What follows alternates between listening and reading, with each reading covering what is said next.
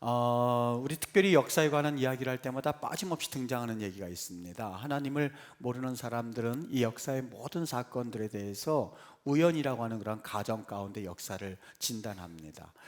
다만 모든 것들이 다 우연히 이루어지는 일인데 그 우연을 보는 사람들이 여기에 다만 의미를 부여하고 있을 뿐이라고 말합니다. 그래서 이것을 조금 어려운 말로 해서 역사학자들도 말하기도 하고 철학학자들이 흔히들 해석학적 순환이란 말을 씁니다.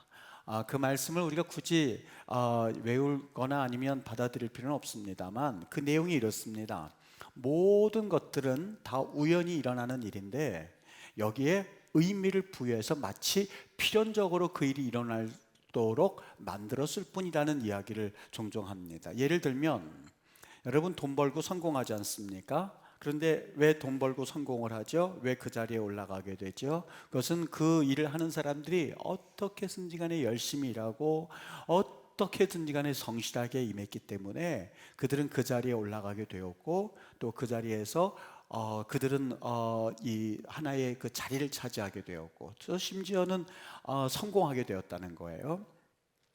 그런 얘기를 이야기합니다. 그런데 이 해석학적 순환을 주장하는 사람들의 논리에 의하면 물론 그런 면은 전부 다 해석일 뿐이고 그 사람에게는 반드시 우연이라고 하는 운이 있었다는 거예요.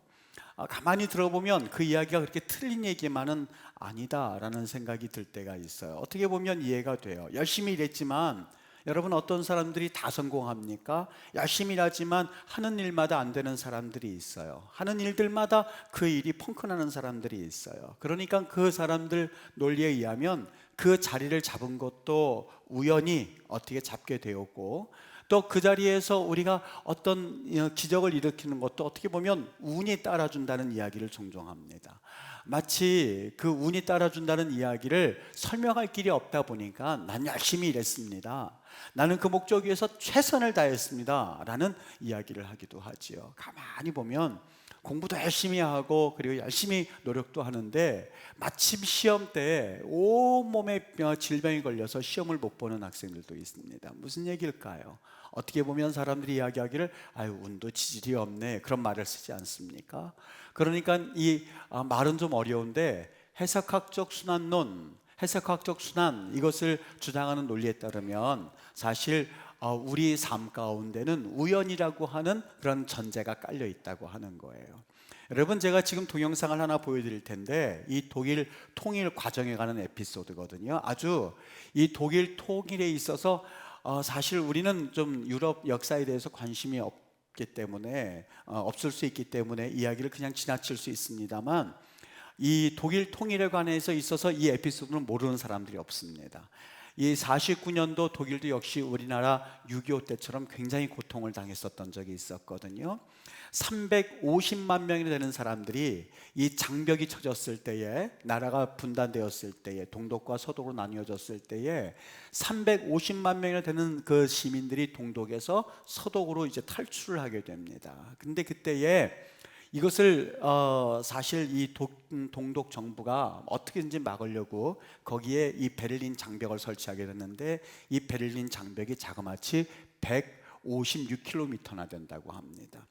그러니까 이 장벽을 어떻게든지 넘어서 자기의 이 자녀와 또한 자기의 아내를 찾아서 넘나들었던 이 넘으려고 했었던 남편들이 여기에서 죽기도 하고 그리고 자기의 어머니를 찾아서 갔던 아들도 여기서 죽기도 해서 자그마치 여기에서 사망자가 1200명이 나옵니다. 그리고 붙잡힌 사람만 해도 6만 명입니다. 그렇게 사실 이 동독에 있었던 사람들이 내심 너무너무 이 베를린 장벽에 대해서 불편하고 있을 즈음에 그때 마침 1989년에 11월 9일 날 동베를린 정부가 아니요 아직 보여주지 않으셔도 괜찮아요. 내가 얘기할 때 보여드리세요. 여행 자유화 원칙을 발표하는 기자회견을 열었습니다. 이 회견장에서 당시 동독 공산당 공보 담당 퀸터 샤보브스키라고 하는 사람이 있거든요.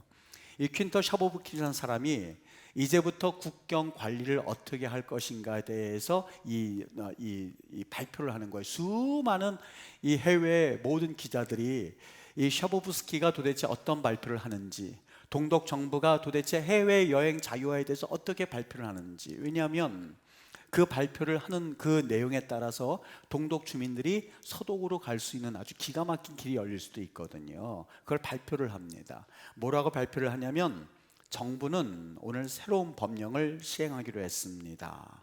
이제 모든 동독 주민들은 동독의 어느 국경도 자유롭게 통과할 수 있습니다 라고 하는 이야기를 이 샤보브스키가 발표를 했었던 거예요. 그런데 그때 마침 좀 떨떠름했었던, 독일을 조금 못했었던 이 이탈리안 기자가 분명히 이제 모든 동독 주민들이라고 그랬는데 그 이제란 말이 소포르트 그러거든요.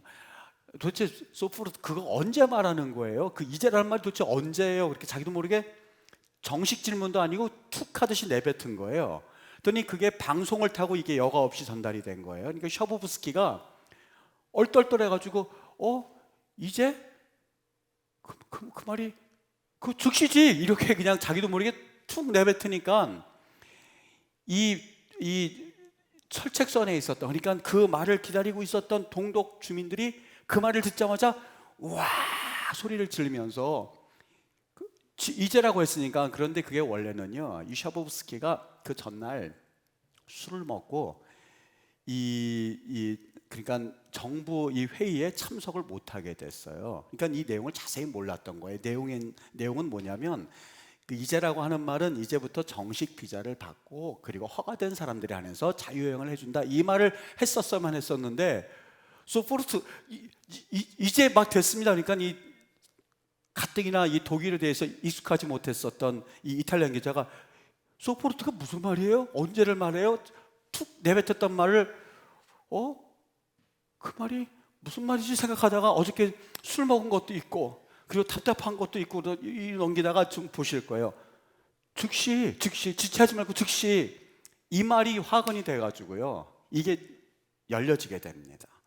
이 정치회에 참석하지 못했었던 이 사람의 큰 실수가 어떻게 보면 베를린 장벽을 여는 기가 막힌, 그래서 이 해석학적 순환에 의하면 여러분 이게 무슨 뜻이에요? 동독의 이 베를린 장벽이 무너진 게 절대적으로 우연에 의한, 술 먹은 한 그 퀸터 샤보브스키라고 하는 사람의 말 실수로 인해서 일어난 기가 막힌 사건이 지금 그 내용에 있는데 한번 보세요.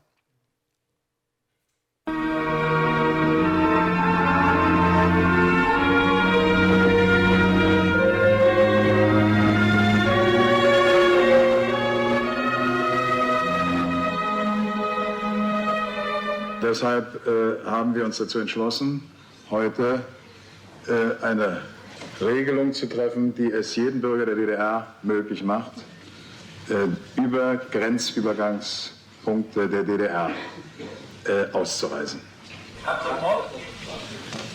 Das tritt nach meiner Kenntnis ist das sofort, unverzüglich.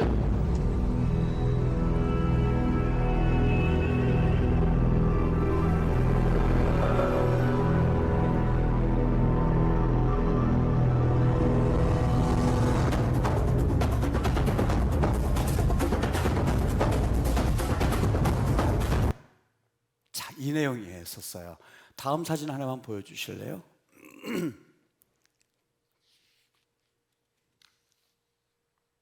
사진 한번 보여주세요. 그 사진에 뭐가 있냐면 제가 그걸 찍었는데 금방 들으신 분들은 들으셨는데 이거 넘기는 사람이 소포르트 그리고선요, 그 다음에 이게 무슨 뜻이요? 그러니까 그 사람이 그 다음 했었단 말이 그건 지체 없이 그냥 지금 막 이 말을 함으로써 사실 그 문이 열려지는, 그 다음부터 이제 걷잡을 수 없이 동독의 문이 열려져서 서독으로 이 베를린 장벽이 무너지는 하나의 중요한 그 사건이 되었었던 거죠. 그래서 이 동독 통일, 베를린 장벽이 무너짐에 관해서 아는 유럽 사람들은 이 사건을 모르는 사람들이 없습니다. 이 퀸터 샤보브스키는 사실상 아주 이약 그때부터 대스타가 된 거죠. 어떤 스타요? 우연히 자기도 모르게 이 일을 치러가지고 베를린 장벽을 무너뜨렸던, 그 의도하지 않았었던 아주 기가 막힌 스타가 됩니다. 그래서 이 서독 통독이 통일되어진 장면이 있는데요. 여러분, 그러면서 봤을 때 이 해석학적 순환이란 말이 맞아요, 틀려요? 맞는 얘기예요. 맞는 얘기예요. 심지어는 여러분 아십니까? 성경에서도 그 우연이라고 하는 말이 사실상 나오는 곳이 있습니다. 어디냐면 룻기에 보면 이 나오미와 룻이 모압 땅에서 망하고 이스라엘로 온 이 과부로서 이스라엘에서 이제 먹고 살아야 할 길이 막막했습니다. 누군가는 그들을 거둬주지 않으면 살 길이 없었거든요. 그저 이스라엘 와서는 남의 논에 가서 이삭을 주워서 살아야만 했었던 사람들이었습니다. 누군가 본인들을 좀 거두어 주어야만 했었고, 누군가 자기들에서 도움을 주어야만 했었는데, 여기 룻기서 2장 3절에 가면 한번 여러분 들어보세요. 룻이 가서 베는 자를 따라 밭에서 이삭을 줍는데, 그 다음 뭐라고 돼 있냐면 뭐라고 돼 있죠? 우연히 엘리멜렉의 친족, 나오미의 남편의 친족이었었던 보아스에게 속한 밭에 이르렀더라. 이스라엘 사람들에게는 그 밭에 떨어진 곡식을 줍지 말아야 하는 율법이 있었습니다. 가난한 사람들을 위해서. 이 나오미와 그 다음에 이 며느리 룻이 이제 누군가 밭에 가서 주워서 자기의 생명을 연장해야만 했었는데, 그 밭에 알고 들어간 것도 아니었었어요. 들어가게 됐는데, 우연히 들어가게 되었는데, 그 밭이 마침 누구라고요? 자기 시어머니의 남편의 그 친족 보아스의 밭에 들어가서 보아스의 눈에 띄어서 끝내는 보아스와 결혼하게 되는, 그래서 끝내는 나오미도 살고 룻도 살고 심지어는 예수님의 조상으로서 사는 기가 막힌 사건이 바로 룻기의 일입니다. 이때에 썼던 용어가 우연이라고 되어 있습니다. 여러분, 지금까지 보면 그렇지, 세상이라고 하는 것은 어느 정도 운도 좀 따라줘야 돼. 사업에 우리가 성공하기 위해서는 우리가 열심히 노력하는 것도 필요하지만 때로는 사업할 때 운도 따라야 돼.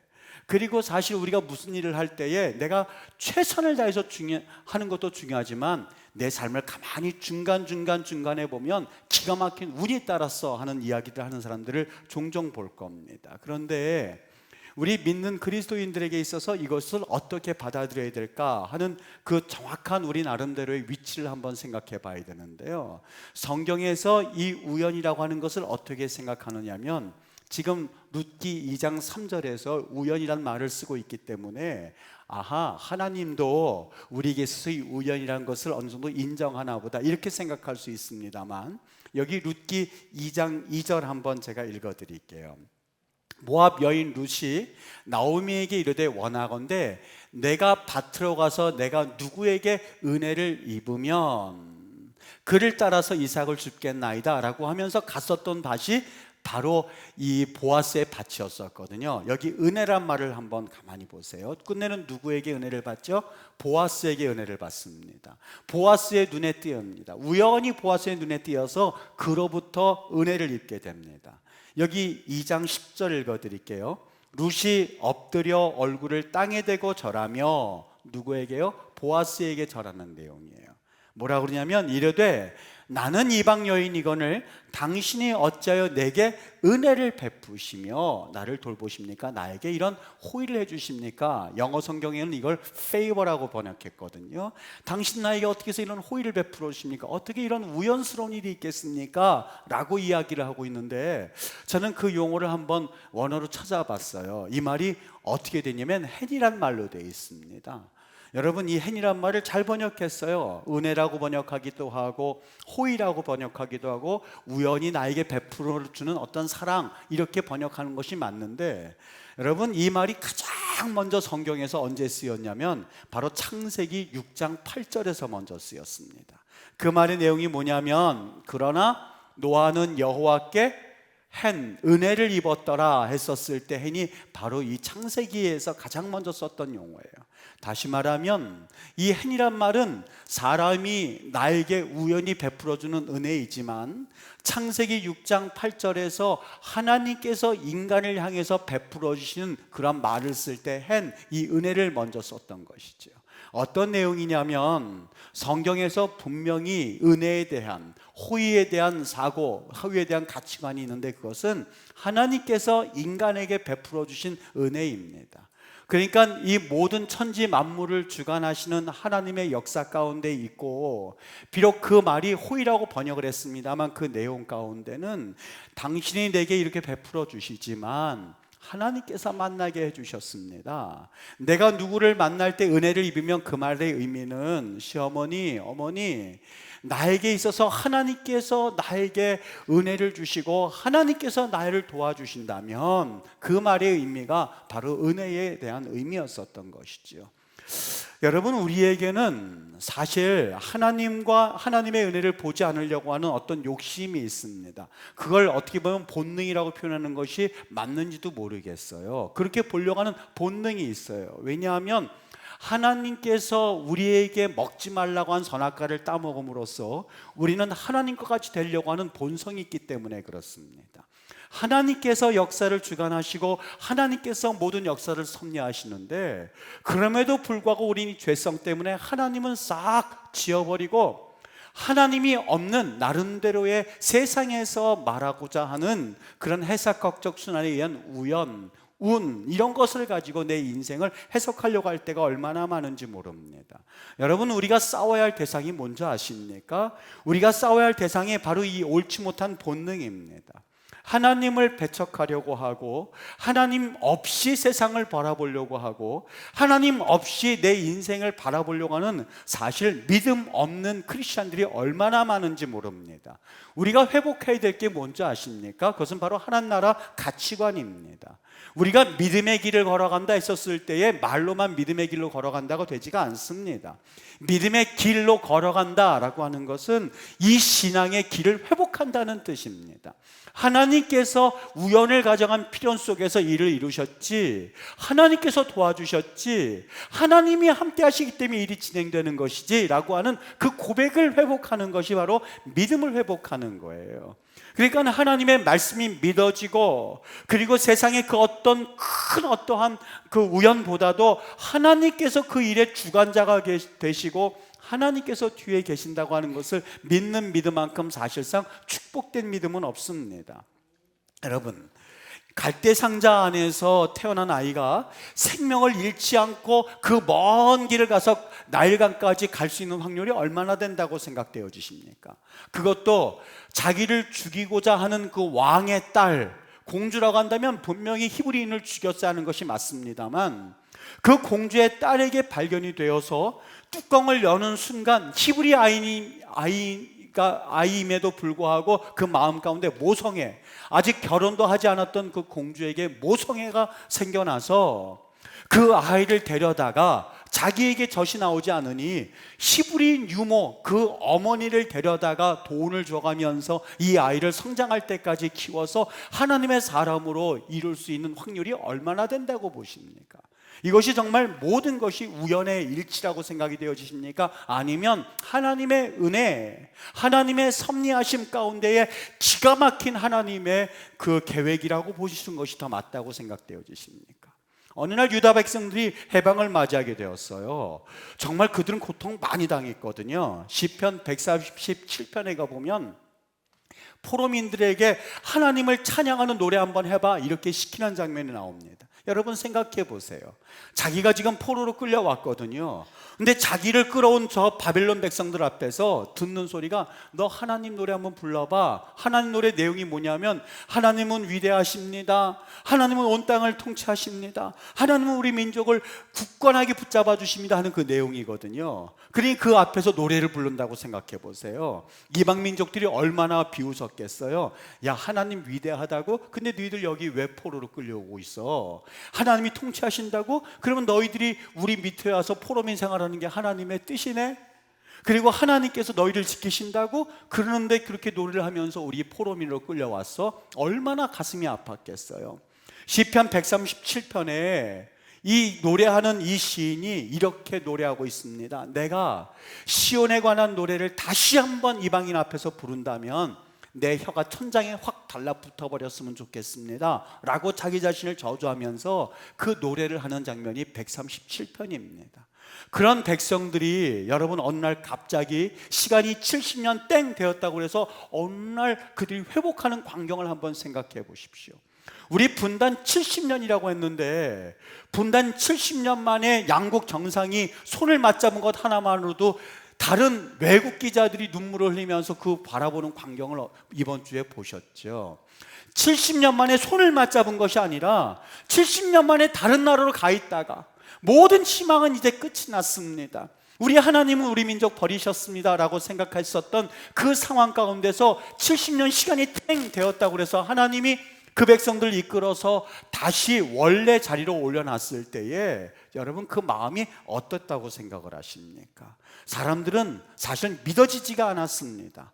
그래서 시편 126편에 의하면은 하나님이 시온의 포로를 돌리실 때에 내 마음이 기뻤도다 라고 이야기할 만큼 그들은 감격했어요.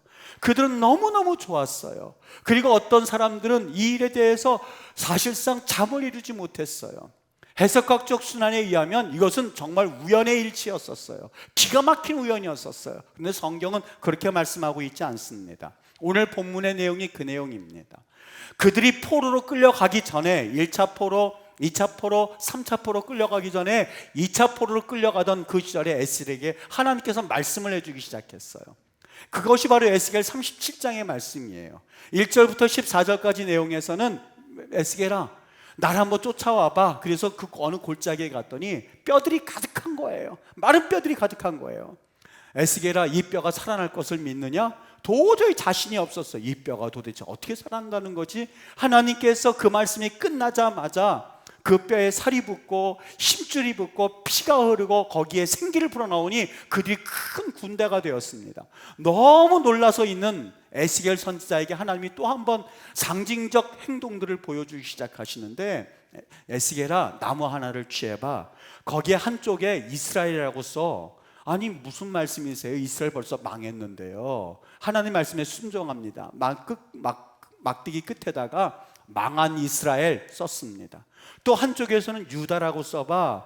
아유 지금 우리 포로로 끌려가고 있는데 무슨 말씀하세요? 순종해서 또 포로로 끌려가는 유다 썼습니다. 그 막대기를 들어봐. 막대기를 들었거든요. 하나님께서 그에게 이런 예언을 주셨던 거예요. 네 막대기에서 한쪽에서는 이스라엘이 있고 한쪽에는 유다라고 쓴 막대기처럼 이제부터 두 나라가 하나가 될 거야. 이제 두 나라가 하나가 되어서 다시 내가 회복할 그날을 너는 꿈꾸고 그리고 기도해 라고 하는 장면이 36장과 37장의 내용이었었습니다. 여러분 포로 생활이 우연의 일치였었다고요? 천만에요. 거기에는 특별한 하나님의 섭리가 있었고 그 섭리를 위해서 에스겔은 기도할 사명을 받았던 것이 바로 에스겔 선지자의 소명이었었던 거예요. 조금 전에 공보단당 그 샤보브스키의 유명한 아주 말실수가 있었다고 합니다만 여러분 우리가 또 한 가지 봐야 할 사실이 있습니다. 그 뒤에는요 서독에 교회가 있었고 그 기도회라고 하는 동독교회에 아주 유명한 기도회 모임이 있었는데 이 하나님의 사람들이요 1982년에 동독 라이프치히에서 니콜라이 교회라는 곳이 있거든요. 니콜라이 교회에서 그들이 조용하지만 순수한 기도 모임에 들어가기 시작합니다. 물론 그 전에 서독교회의 교제를 통해서 많은 도움이 있었습니다만은 기도 모임을 탄생합니다. 그게 월요일 기도 모임이었었어요. 처음에 몇 사람 모였겠어요? 그 기가 막힌 상황 가운데서 그냥 몇 사람 모여서 조금 기도하다가 흩어지기 시작했어요. 그런데 그 기도 모임을 계속해서 이끄는 그런 목사님이 있었는데 기도하면서부터 그 소문이 조금씩 퍼지기 시작합니다. 기도 모임을 가진 지 7년째가 되던 때에 성도들이 이제부터는 기도 모임이 한 7년 정도 지속되고 나니까 그 기도 모임 가운데 사람이 조금씩 붙기 시작하더랍니다. 89년 9월 11일 날 이때 모였던 인원이 총 2만 5천 명인데 동독에 있는 공산정부가 이들을 그냥 놔둘 수가 없었던 거예요. 가서 저 사람들 해산시켜라. 비밀 경찰들을 보내고 게슈타포를 보내가지고 이제 그 모임을 감시하기 시작했는데 이 게슈타포하고 이 비밀 경찰들이 그 모임에 같이 참여하기 시작했어요. 왜요? 사람들을 흩어야 되니까. 그때가 1989년 10월 9일 날 성 니콜라이 교회에서 경찰들을 투입을 했는데 600명을 투입을 했답니다. 그러니까 2만 5천 명 플러스 600명 정도 되니까 한 2만 7천 명으로 더 성도가 불어난 거죠. 여기에 기도 모임을 하는 사람들이 얼마나 신이 났겠어요. 야 이제는 독일 비밀 경찰들까지 와서 기도하기 시작했네. 사람들은 그 모임 가운데서 너무 흥분하기 시작했고, 그때 마침 그 목사님이 그때 설교했던 내용이 산상수훈이었었어요.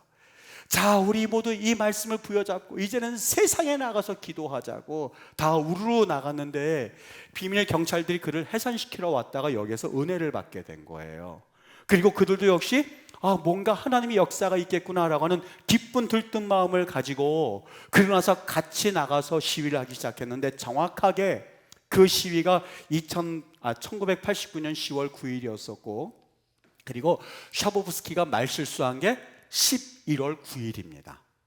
딱 한 달 있다가 그가 조포르트가 무슨 뜻입니까? 했었을 때 조포르트가 지금 즉시란 말이야 라고 하면서부터 사실 열려졌던 게 바로 동독 통일의 역사였었고, 서독과 동독이 하나가 되어진 그 역사가 한 달 만에 이루어졌던 사건이었었죠. 여러분, 오늘 우리 이 사건을 가만히 37장 사건을 제가 읽으면서 눈에 들어왔던 대목이 하나가 있었습니다. 바로 그 앞장 36장 말씀인데, 36장 37절에 의하면 주 여호와께서 이같이 말씀하셨느니라. 뭐라고요? 너희들 회복될 거야. 너희들 하나가 될 거야. 그런데 그 다음 말씀을 기억해 보세요. 그래도 너희들 회복되는 것은 하나님의 뜻이고, 그리고 하나가 되어지는 것은 하나님의 뜻이지만, 그래도 이스라엘 족속이 이같이 자기들에게 이루어 주기를 내게 구하여야 할지라 라고 말합니다. 내게 구하여야 할지라. 꽤 오래전에 북측의 중요한 인사 몇 사람을 미국에 초청해서 미국 곳곳을 초청해줬는데 아무도 감동을 받지 못하더랍니다. 라스베가스, 뉴욕, 그리고 아름다운 워싱턴 다 보였지만 아무런 감동이 없더랍니다. 그런데 이 북측 인사들이 그 길을 지나가다가 우연하게 메노나이트 교파라고 해서 18세기 복장을 그대로 유지하면서 경건하게 기도하는 그런 사람들의 그 지방이 있어요.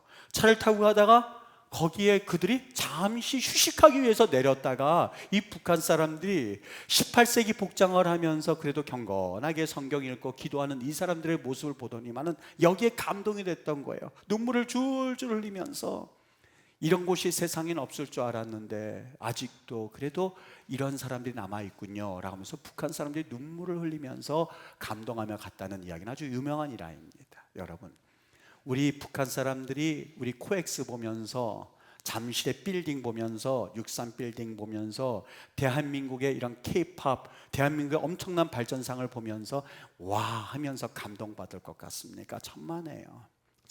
착각하지 말아야 됩니다. 진정 우리가 꼭 기억해야 될, 분명한 회복해야 될 가치관이 있는데, 우리 예수 믿는 사람들 놓치지 말아야 할 가치관인데, 그것은 바로 예수 그리스도입니다. 증오의 벽, 그리고 우리가 통일에 대한 분명한 입장을 가지고 있을 때에 우리에게는 놓치지 말아야 할 분명한 한 가지 표대가 있다면 오직 복음입니다.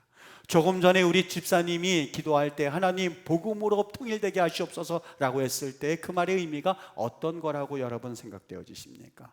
복음으로 통일된다는 것이 무엇을 의미합니까? 오늘 37장 25절에 보면 내 성소를 그들 가운데 세워서 내 성소를 저 북쪽과 남쪽 유다와 이스라엘 가운데 세워서 그래서 영원히 이르게 할 것이라고요. 하나님께서 그들을 하나로 만드시고 하나님께서 그들을 통일로 이루어 주신 이유가 하나가 있다면 하나님 영광이었었어요. 하나님의 복음이었었어요. 예수 그리스도의 메시아 탄생을 위하여서 하나님께서 그 목적을 위해서 하나가 되어지는 사건이 바로 북쪽 이스라엘과 남쪽 유다 둘이 하나가 되어지는 사건이었었던 거죠. 여러분, 우리 기독교인들의 가치관을 다시 한번 분명히 해야만 하고 우리의 믿음의 색깔을 분명히 하셔야만 합니다. 다른 거는 좀 약간 어설퍼도 괜찮습니다. 잘 사는 거에 약간 떨어져도 괜찮습니다. 머리요? 그들보다 좀 우둔해도 괜찮습니다. 북한 사람들의 머리 여러 가지 수를 쓰겠지만 괜찮아요. 우리가 속고 있는 것 아닌가 괜찮습니다. 떨어질 수 있죠. 어떻게 항상 똑똑합니까? 어떻게 항상 손해보지 않고 살겠습니까? 그거는 괜찮아요. 근데 중요한 것 한 가지가 있습니다.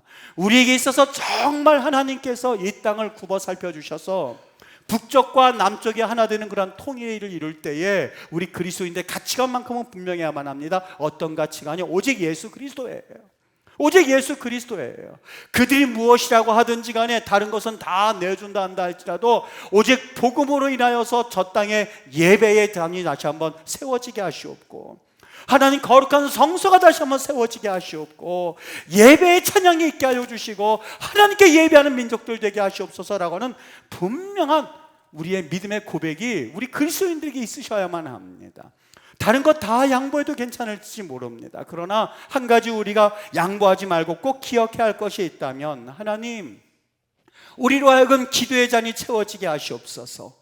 먼저 하나님 앞에 기도의 충만한 잔이 채워지게 하셔서, 그래서 때가 이를 때에 하나님 예수 그리스도의 복음이 저 북한 땅에도 회복되어지게 하시고, 무엇보다도 우리 남한 땅에 하나님을 믿는 거룩한 백성들이 깨 일어나 주님을 온전히 알게 하시옵소서라는 고백을 가지고 나가실 수 있으셔야만 합니다. 2000년도에 평화 통일을 위한 남북 교회 공동 기도문이 채택이 된 적이 있었습니다. 제가 그 남북 기도문을 읽어드리면서 오늘 말씀 맺으려고 합니다. 한번 들어보시길 바랍니다. 띄워주시죠. 역사의 주인 되셔서 우리 민족사와 함께 고난당하시고 민족 분열의 서름과 함께 신음하신 주님, 장장 55년을 타이에 의해서 강요된 민족 분열의 가슴 아픈 역사를 돌이켜보며 주님의 십자가, 민족 구원의 십자가를 바로 치지 못한 우리들, 죄가 많음을 고백하며 이 기도를 드립니다. 하나님, 구원의 완성을 위해서 십자가의 책임을 묵묵히 감당하신 주님, 저희가 이 나라 무거운 역사의 짐을 피하지 않게 하시옵소서. 경쟁과 속임수, 증오와 무관심으로 오랜 세월 헤어져 살아온 야곱과 에서를 다시 만나게 하신 주님, 시기와 미움으로 요셉을 팔아넘긴 형제들과 다시 만나게 하신 주님, 형제가 언제까지 눈을 부릅떠 총뿌리를 겨누어야 합니까? 이제 더 이상 자기의 정당함만을 주장하지 않게 하시고, 이제 더 이상 남의 나라 말만을 늘어놓지 말게 하옵소서. 긍휼을 베푸시어 우리 민족이 용서와 화해의 길을 걷게 하시옵소서. 분열의 역사를 하나로 엮어 계시는 주님, 화해의 영을 우리에게 부어주시옵소서. 갈라짐을 주장하기보다는 하나됨을 애쓰게 하시고, 통일의 주인으로 우리 민족을 내세워 오늘 저희들을 갈라놓고 있는 온갖 유형 무형의 장벽을 들여내고 폭약과 공해로 썩은 땅을 갈아엎게 하시옵소서. 남과 북의 교회가 일에 앞장서게 하옵소서. 고아와 과부들의 한을 기억하시며 나그네 된 자들의 지친 삶에 향기를 불어넣으시는 주님이시여, 이 결례를 위해서 기도합니다.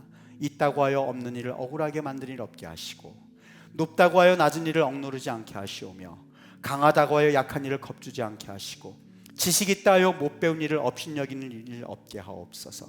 잘 살기보다는 옳게 살기를 힘쓰게 하시고, 오직 십자가까지 맡아주신 주님을 본받아 섬김의 길을 가게 하옵소서.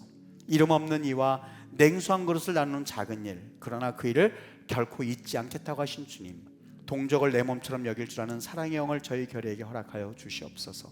흩어진 혈육들이 서로 만나고 조건 없이 서로 도우며 통일조국의 기체 아래 공존과 공영과 공리를 실천하게 하시옵소서. 또한 우리 사회 곳곳에 자리 잡은 낡은 것들을 바꾸어 주시옵소서. 이념의 노예로 살았던 옛사람, 낡은 생각을 벗어던지게 하시옵소서. 그리하여 새천년 새 세기에는 남과 북의 형제자매가 얼싸안고 기쁨 나누며 평화와 통일의 새날을 활짝 열게 하옵소서. 오늘도 삼천리 강산의 구원과 평화 하나됨의 씨를 키워가시는 예수님의 이름으로 기도합니다. 아멘. 여러분, 우리 한번 기도했으면 좋겠습니다.